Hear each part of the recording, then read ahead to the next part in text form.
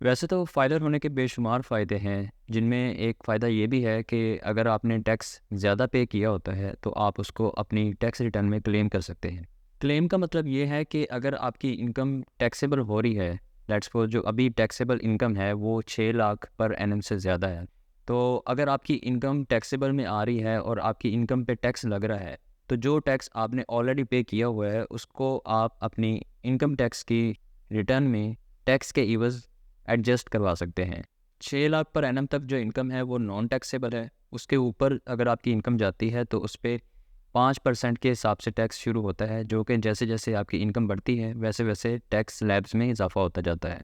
ये सहूलत आपको बहुत बड़ी है कि आपको मज़ीद टैक्स पे करने की ज़रूरत नहीं है। मतलब कि आपको अपनी इनकम पे टैक्स पे करने की ज़रूरत नहीं है। जो टैक्स आप ऑलरेडी पे कर चुके हैं, उसी टैक्स को उठा के आप वहाँ पे एडजस्ट करवा सकते हैं।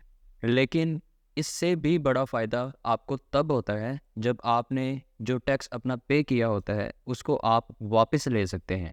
और ये भी फ़ायदा आपको तभी मिल सकता है जब आप फाइलर होंगे, और इस प्रोसेस को टैक्स रिफ़ंड बोलते हैं। अस्सलाम वालेकुम, मेरा नाम खालिद बारी है, मैं एडवोकेट हाई कोर्ट हूँ। आज की इस वीडियो में मैं आपको बताऊँगा कि कौन पर्सन टैक्स रिफ़ंड ले सकता है और कैसे ले सकता है। तो वीडियो को एंड तक ज़रूर देखिएगा, ये आपके लिए बहुत फ़ायदेमंद साबित होगी इंशाल्लाह। तो जब आप टैक्स रिटर्न फाइल करवाते हैं तो उसमें कंप्यूटेशन टैब में अगर आपका जो टैक्स है वो एडमिटेड टैक्स में शो हो रहा हो, तो इसका मतलब ये होता है कि ये वो टैक्स है जो आपने गवर्नमेंट को पे करना है, देन आपकी रिटर्न फाइल होगी। लेकिन अगर वही टैक्स रिफंड टैब में शो हो, तो इसका मतलब ये होता है कि ये वो टैक्स है जो एक्सेसिव यानी कि इजाफी टैक्स है आपका हुकूमत की तरफ, और हुकूमत ने आपको पे करना है। तो जब वो आप रिटर्न फाइल कर लेते हैं, और टैक्स रिटर्न्स फाइल करने का जो आखिरी दिन होता है जैसे कि 30 सितंबर, और उसके बाद जो एक्सटेंशन मिल जाती है लाइक अक्टूबर तक चली जाती है या नवंबर तक, तो जब वो डेडलाइन क्लोज होती है तो उसके बाद प्रोसेस स्टार्ट होता है टैक्स रिफंड का। तो एफबीआर अलाउ करती है उन तमाम पर्सनस को जिनका टैक्स टैक्स रिफंड टैब में शो हो रहा था, वो तमाम हजरात एप्लीकेशन दे सकते हैं और अपना टैक्स रिफंड करवा सकते हैं, यानी कि वापस ले सकते हैं। टैक्स रिटर्न फाइल करवाने के लिए या टैक्स रिफ़ंड करवाने के लिए आप अल खालिद लॉ फर्म की खिदमात हासिल कर सकते हैं। नीचे दिए गए मोबाइल नंबर पे व्हाट्सएप पे मैसेज करके आप रब्ता कर सकते हैं। यहाँ सबसे पहले ये देखते हैं कि टैक्स रिफ़ंड कौन अप्लाई कर सकता है, कौन एलिजिबिलिटी रखता है टैक्स रिफ़ंड को हासिल करने के लिए। नंबर 1, वो पर्सन जिसका एनटीन बना हो, इट मीन्स कि वो एफबीआर में रजिस्टर्ड हो। अगर कोई भी पर्सन जिसने टैक्स पे किया होगा लेकिन उसकी इनकम पे कोई भी टैक्स नहीं बनता होगा, इट मीन्स कि उसका जो टैक्स है वो रिफंडेबल है। लेकिन वो तभी टैक्स रिफंड ले सकता है जब उसका एनटीएन बना होगा जो एफबीआर में रजिस्टर्ड होगा। जो रजिस्टर्ड नहीं होगा वो सिरे से उस टैक्स को वापस लेने के लिए अहलियत ही नहीं रखता होगा। तो सबसे पहली शर्त ये है कि आपका एफबीआर में रजिस्टर्ड होना ज़रूरी है।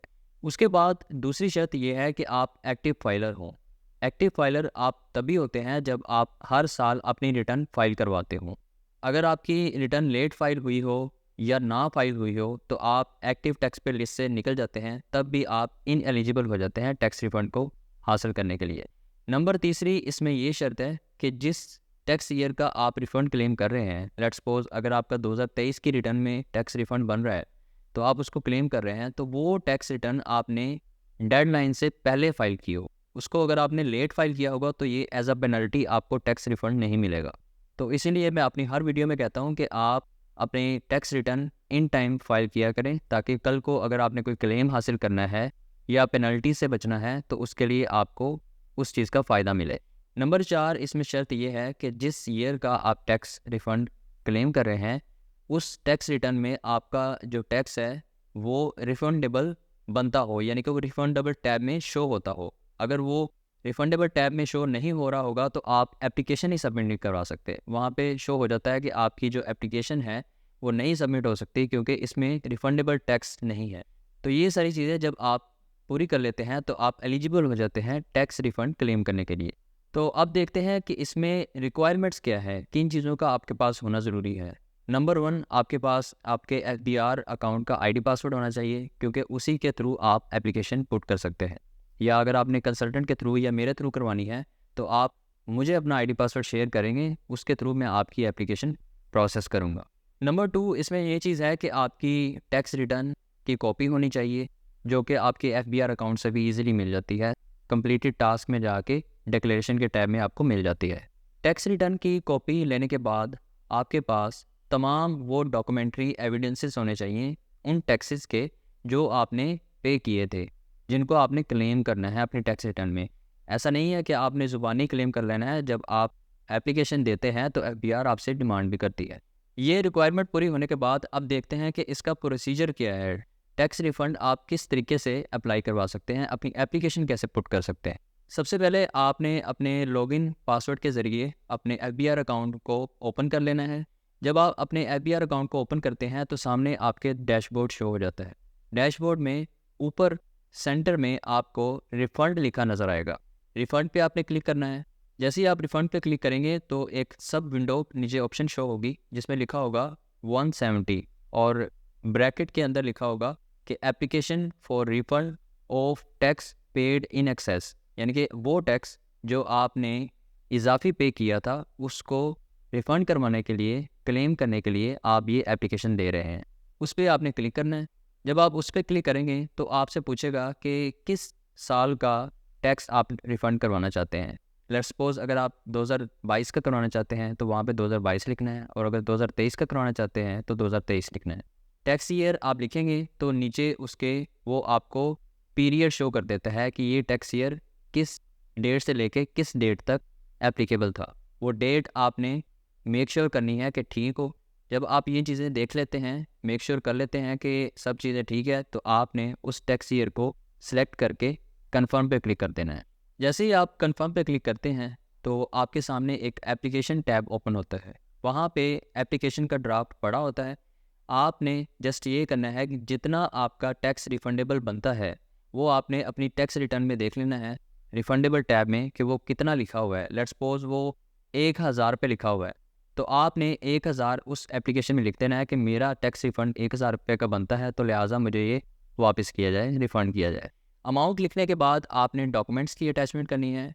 जैसा कि मैंने आपको बताया कि आपके पास तमाम डॉक्यूमेंट्री एविडेंसेस मौजूद होने चाहिए जो टैक्स आपने पे किए थे।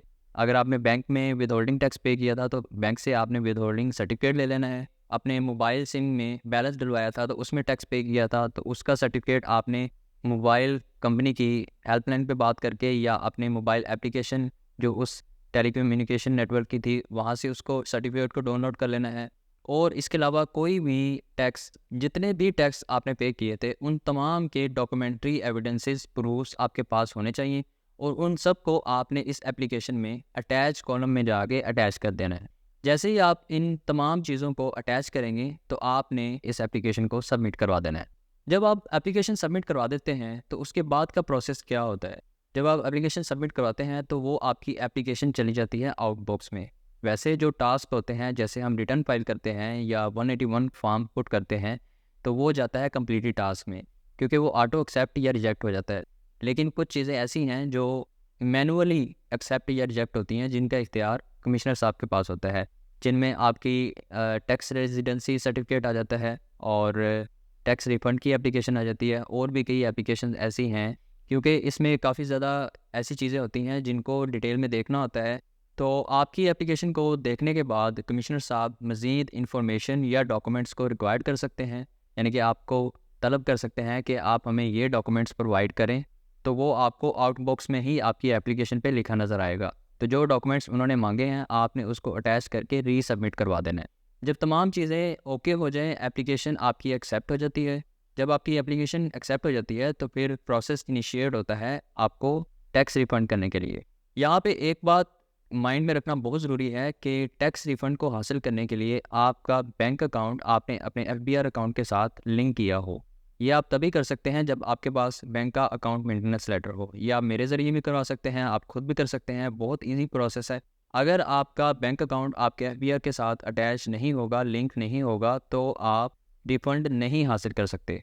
तो इस चीज़ को मेक श्योर करें कि एप्लीकेशन देते वक्त आपका बैंक अकाउंट आपके एफबीआर अकाउंट के साथ लिंक होना चाहिए, क्योंकि जब इनिशिएट होता है रिफ़ंड का प्रोसेस तो उसके बाद फिर आपको चेक जारी होता है। वो चेक आप उसी सूरत में कैश करवा सकते हैं जब आप अपने उस बैंक में जमा करवाते हैं जहाँ पे वो आपका अकाउंट होता है, और आपकी रकम उसी अकाउंट में ट्रांसफ़र होती है जो अकाउंट आपने एफबीआर अकाउंट के साथ अटैच किया होता है। अभी तो जो टैक्स रिफ़ंड है वो चेक की सूरत में मिलते हैं, लेकिन मुस्तकबिल में ये डायरेक्टली आपके अकाउंट में रकम ट्रांसफ़र कर दी जाएगी। तो इसलिए अपने बैंक अकाउंट को लाजमी अटैच करें।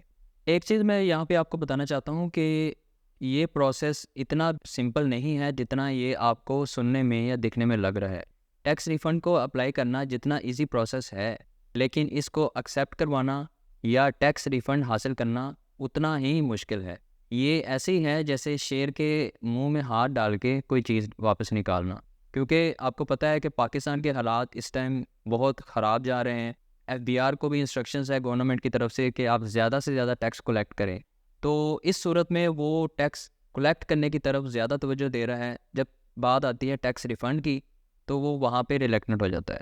बहुत सारी एप्लीकेशंस पेंडिंग पड़ी हैं जिनको अभी तक 3-3 4-4 साल से टैक्स रिफ़ंड नहीं मिला, हालांकि उनकी एप्लीकेशंस एक्सेप्ट भी हो चुकी थी। और अब तो हाल ये है कि एप्लीकेशन को एक्सेप्ट करवाना ही एक बहुत बड़ा चैलेंज है। छोटी छोटी मिस्टेक्स निकाली जाती हैं, आपसे डॉक्यूमेंट्स इतने मांग लिए जाते हैं कि आप खुद ही कहते हैं कि मैं इसको यहीं पे छोड़ देता हूँ, इसको आगे प्रोसेस नहीं करता। तो खैर, जो एक्सपर्ट्स हैं वो इस चीज़ को बखूबी जानते हैं, समझते हैं। तो मेरा भी आपको ये मशवरा है कि आप खुद इस प्रोसेस को करने की बजाय किसी एक्सपर्ट लॉयर से अपना प्रोसेस करवाएं, ताकि इन नीटीज़ ग्रीटीज़ को वो खुद ही हैंडल करें। अगर आपको एफबीआर की तरफ से टैक्स रिफ़ंड नहीं मिलता और आप समझते हैं कि मेरा ये जेन्युइन टैक्स पे मैंने किया था जो मेरा वापस बनता है लेना, लेकिन एफबीआर उसको एप्लीकेशन को रिजेक्ट कर देती है या वो नहीं देती, तो फिर आप क्या कर सकते हैं? फिर आपके पास ये ऑप्शन है कि आप केस फाइल कर सकते हैं ट्रिब्यूनल में एफबीआर के ख़िलाफ़। और अगर आपको ट्रिब्यूनल टैक्स रिफ़ंड ले देता है तो वेल एंड गुड। अगर वहाँ से आपके ख़िलाफ़ फैसला आता है तो फिर आप अपील में जा सकते हैं। अपील में आप हाई कोर्ट भी जा सकते हैं और उसके बाद सुप्रीम कोर्ट भी जा सकते हैं। ये तमाम सॉल्यूशंस है आपके सामने रिफ़ंड लेने के लिए, लेकिन मेरी आपको पर्सनल राय है कि आप इस चीज़ को माइंड में ज़रूर रखें कि आपकी जो टैक्स रिफ़ंड की अमाउंट है वो आपकी इन तमाम केसेस पे, अपील्स पे होने वाले अखराजात से ज़्यादा होनी चाहिए। क्योंकि अगर टैक्स अमाउंट हो आपकी 1 लाख और इस पे ख़र्चा आपका होने जा रहा हो 2 से 3 लाख, तो वो 1 से 2 लाख इजाफ़ी आपकी जेब से चला जाएगा, जो कि आपको लेने के देने पड़ जाएंगे।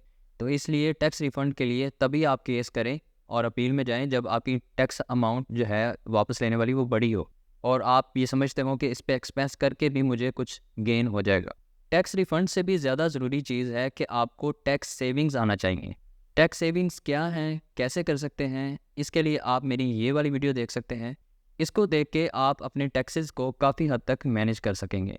वीडियो पसंद आई हो तो अपनी फ़ीडबैक कमेंट में ज़रूर दीजिएगा, लाइक एंड शेयर करना ना भूलिएगा और इस चैनल को ज़रूर सब्सक्राइब कर लें ताकि मेरी आने वाली वीडियोज़ आप तक पहुँचती रहे। Thanks for watching, see you in the next video. अल्लाह हाफिज़।